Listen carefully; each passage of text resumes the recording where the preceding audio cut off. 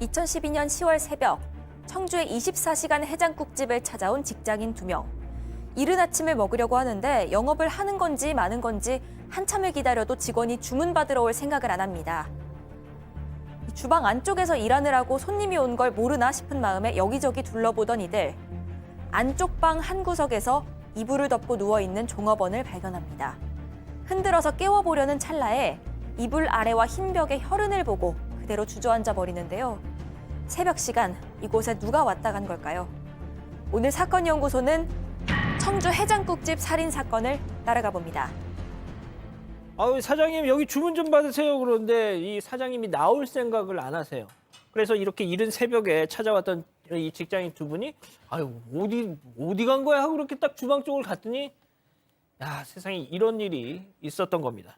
자, 양 변호사님, 24시간 해장국집에서 밤사이에 어떤 일이 벌어졌던 겁니까? 그러니까 이게 이제 2012년 10월 밤에 있었던 일이고요. 청주에 있는 곳이라고 합니다. 말씀하신 것처럼 24시간 영업을 하는 조그만 해장국집이고 작은 데인데 이렇게 통유리여서 바깥에서 안이 다 보이는 그런 구조래요.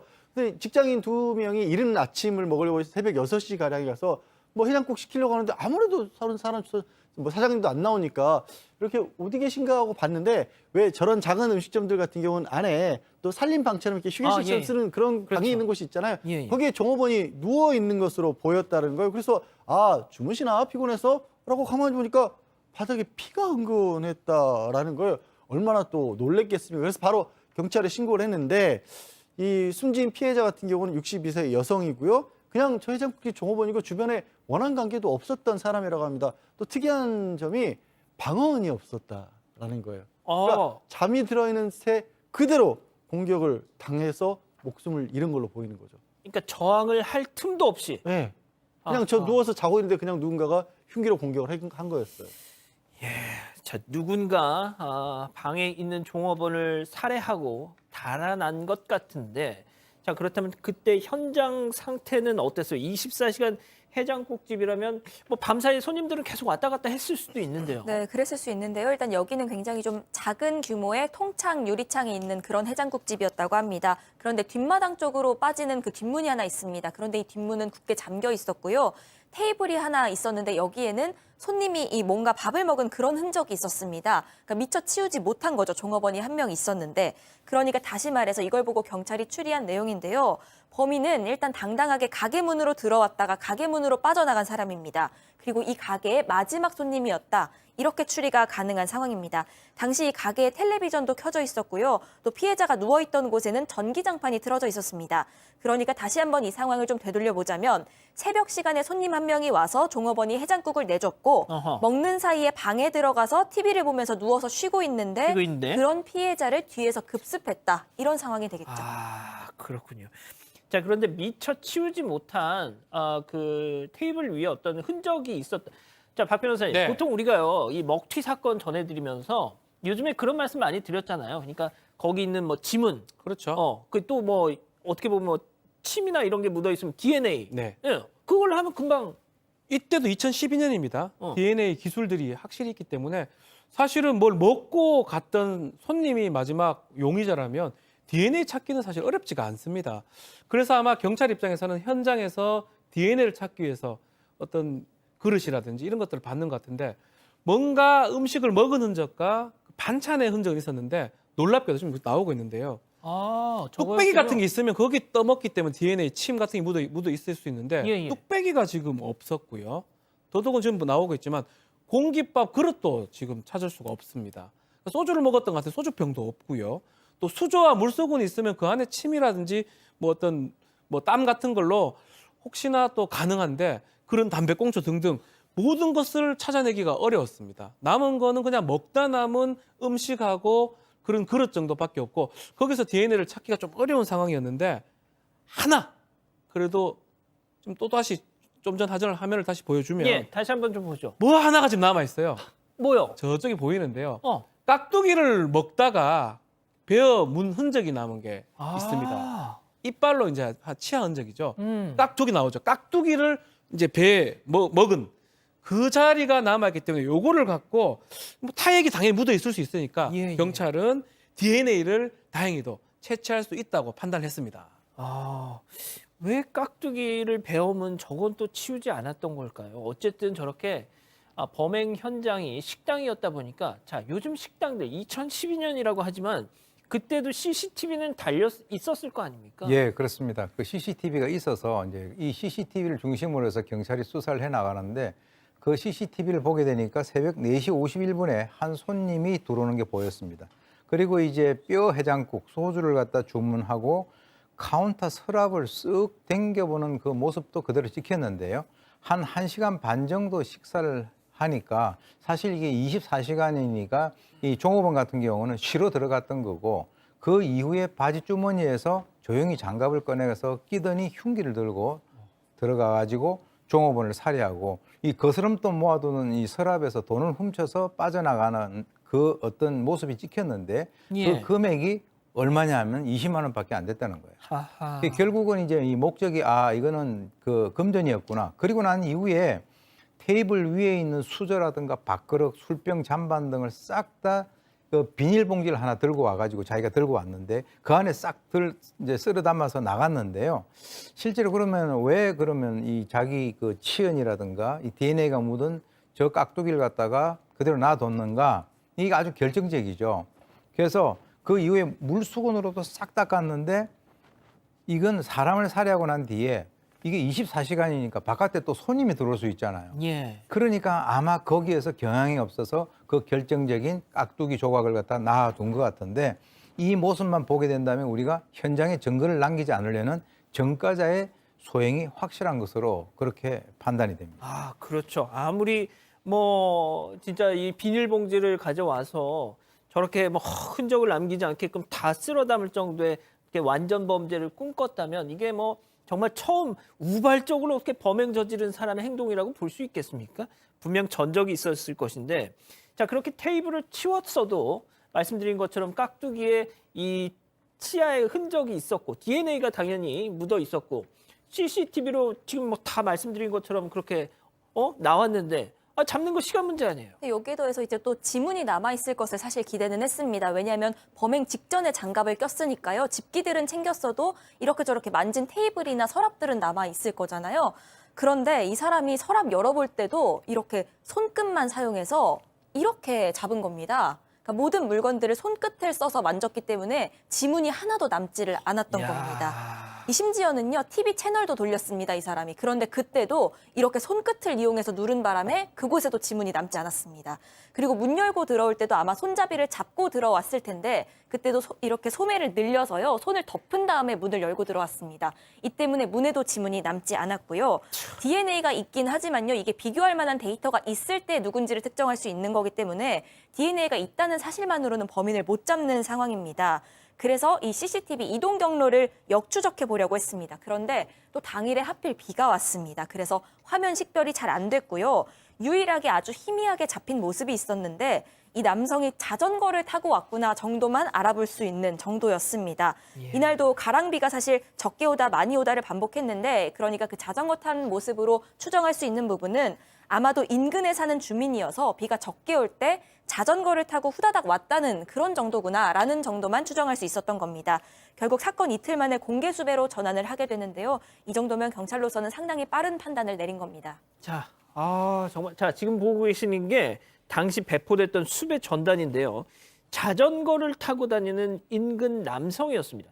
자, 결정적인 제보가 있었을까요? 네, 살인 사건이 났으니까 주변이 얼마나 놀랬겠습니까? 네. 그래서 주변에서 다른 뼈해장국을 운영하는 사장님이 결정적인 제보를 했습니다. 뼈해장국 사장님. 예, 또 여기도 뼈해장국인 거예요. 예. 그 사장님이 저 사람 우리 집에도 몇 번 다녀갔던 사람이다라고 한 거예요. 아니 경찰이 근데 아니 손님이 그렇게 많은데 어떻게 그렇게 기억을 확신을 하냐라고 그렇죠. 하니까 어. 내가 살다 장사하다가 그렇게 뼈해장국에는 뼈를 깨끗하게 발라먹는 사람은 처음 봐서 뚜렷하게 기억하고 있습니다라고 얘기를 했고 결정적으로 마지막으로 봤을 때는 또 저 사람이 외상을 했답니다. 근데 외상 장부에 이렇게 적혀 있어요. 장부에 자전거 9,000원. 아까 지금 자전거 타고 갔다 그랬잖아요. 자전거. 이 사람이 늘 자전거를 타고 와서 특징을 자전거라고 적었고 9,000원이 이제 소주하고 해장국 먹은 게 9,000원이었다라고 하고 이 사장님에 따르면 40대 남성이고 굉장히 남루한 차림새에 항상 자전거를 타고 다녔다. 이렇게까지 진술해 줬습니다. 와, 근데 정말 이 뼈해장국 사장님 눈썰미가 이게 보통이 아니셨던 거. 특히나 아무리 뭐 이 뼈에 붙은 살을 잘 발라 먹는다고 해도 교수님 그냥 뭐 그러려니 하지 말이죠.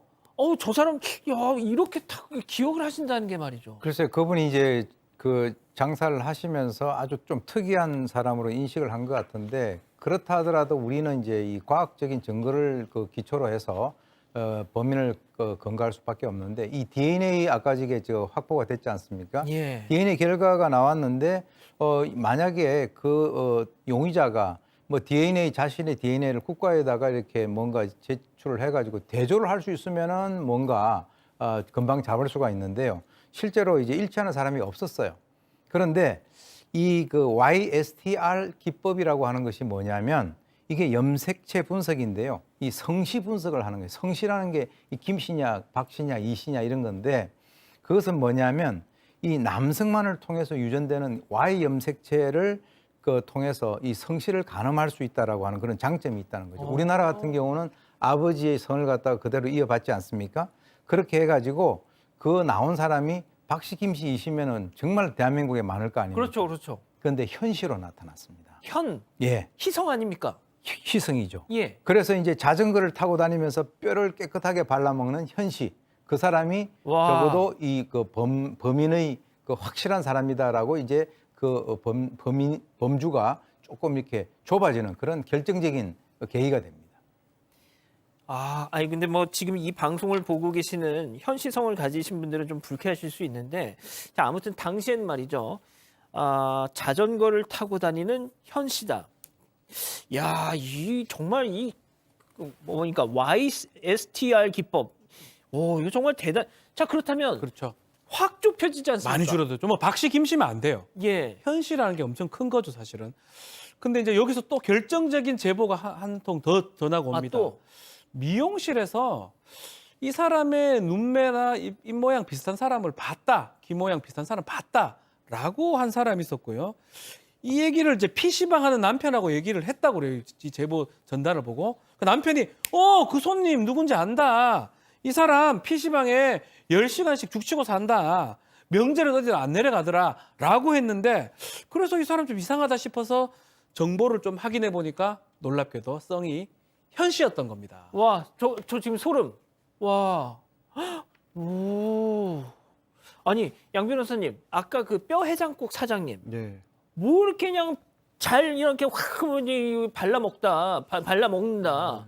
이것도 저는 좀 놀라웠고요. 지금 보신 것처럼 PC방. PC방. 한 번 오면 그냥 10시간 넘게 죽치고 있는 저 사람. 와, 정말 이분들이 거의 잡았다고 해도 과언이 아니네요. 결정적인 제보 그리고 이제 도움을 주신 거고요. 이 PC방 사장님을 통해서 확인한 인적사항은 68년생 남성이었습니다. 68년생. 바로 어디 사는지 주거지까지 파악을 해서 경찰이 갔는데 마침 집에는 없었다고 해요. 근데 이웃 주민이 이 사람 뭐 계속 집에 머물다가 가스 충전소에서 취직해서 나갔어라고 얘기를 하는데 보여주니까 이 사람 현씨 맞다 이렇게 또 확인을 해줬던 겁니다. 그래서 영장을 발부받아서 집 안에 들어가 봤더니 아는 게 아니라 범행 당시 입었던 상의 그러니까 혈흔이 남아있는 상의를 찾았습니다. 야, 진짜 이게 저 좀 잡아주세요. 아까 이자연 기자가 설명했다시피 지문을 남지 않기 위해서 요 진짜 손끝으로 뭘 이렇게 딱 하고 했다고 하지 않습니까? 거기까지는 성공했죠. 하지만 지가 아무리 이렇게 날고 뛰어봤자 결국 이렇게 기술 앞에서는 항복해야죠. 네, 결국 자백을 했습니다. 조사받는 도중에요. 담배 한 대만 달라고 하더니 털어놓기 시작했다고 합니다. 범행 자체를 부인할 수는 없을 테니까 살해한 사실은 인정을 했습니다. 그런데 끝까지 우발 범행이라고 주장을 합니다. 이 본인이 건강도 안 좋고 또 경제 상황도 안 좋아서 극단 선택을 시도하려고 준비를 했다는 겁니다. 그래서 흉기를 들고 집을 나섰던 건데 가기 전에 따뜻한 밥 한 그릇 먹어야겠다 싶어서 해장국집에 들어갔다고 설명을 했습니다. 그랬는데 이 종업원이었던 피해자가 오래 드실 거냐, 왜 이렇게 오래 드시냐 이렇게 빈정거리는 바람에 격분해서 살해했다라고 본인은 주장을 합니다. 교수님 진짜 돌아가신 분은 말이 없고 그렇죠. 저 사람은 그냥 자기 하고 싶은 얘기 하는 거지 않습니까? 그렇죠. 이제 뭔가 이유는 돼야 되는데 오래 계실 거냐 그러면 뭐 그렇게 얘기를 하면 되는데 그걸 빈정거린다고 살해했다. 그는 뭐 어떤 이유가 안 되고요. 자기 이제 처음에 우발이라고 얘기했는데, 들어올 때부터 지문 안 남기려고 그러니까요. 손 그렇게 하고 장갑 준비하고, 심지어는 나중에 끝나고 난 뒤에 준비해온 비닐 그 봉지에다가 다 쓸어 갔잖아요. 그러니까 이건 우발이 아니고 계획이고요. 또 이제 이 사람을 보니까 게임 중독으로 이 생활비를 탕진하고 상당히 생활고에 시달렸다. 근데 이제 보통 일반인들 같은 경우는 아니 20만 원 때문에 사람을 갖다가 그렇게 살해할 수 있냐라고 하는데, 사실은 그게 20만 원을 보고 사람을 살해한 게 아니라 살해하고 난 이후에 나중에 돈을 보니까 20만 원이 됐다. 심지어는 뭐 몇천 원 때문에 사람을 살해한 이런 그 어처구니 없는 사건들도 간간히 있습니다. 아니 그러니까 뭐 100번 양보해서 이 사람 주장을 뭐 이해해 주려고 해도 극단 선택을 하고 흉기를 들고 나간 사람이 사람을 죽이고 거기서 돈을 왜 훔치느냐. 예? 일단 말이 안 되지 않습니까? 자, 그리고 오래 드실 거예요? 이게 박 변호사님. 네. 식당 가서 좀 오래 드실 건가요? 이렇게 물어보는 게 기분 나쁘세요? 아니요, 기분 안 나빠요. 자, 그러면 이 정말 어처구니 없는 인간 과연 어떤 법의 처벌을 받았습니까? 자, 살인을 했는데 강도의 기회에 살인하면 다 강도살인죄가 성립합니다. 강도살인죄는 사형, 무기징역 2개의 형이 있는데요. 감경은 가능합니다. 자, 1심 재판부는 극단적 선택하기 전에 마지막으로 밥 먹기 위해서 음식점에 들렀다. 이거는 비상식적 변명이다라고 이런 것도 일관하고 있기 때문에 또 혐의 사실은 인정이 된다고 해서 징역 15년을 선고를 했습니다. 그래서 검찰이랑 피고인 둘 다 항소를 했고요. 2심에서는 이거보다 조금 형이 무거운 징역 22년을 선고를 했고 상고심에서 그렇게 확정이 됐습니다. 예. 그 체포 당시 사진 다시 한 번만 좀 보여줄 수 있어요? 예. 2012년 사건. 저 당시는 뭐 코로나 시국도 아니었는데도 저렇게 또 마스크까지 씌워가지고 얼굴을 꽁꽁 숨겨주고 있었군요. 아직 안 끝났습니다. 이거 눌러주세요.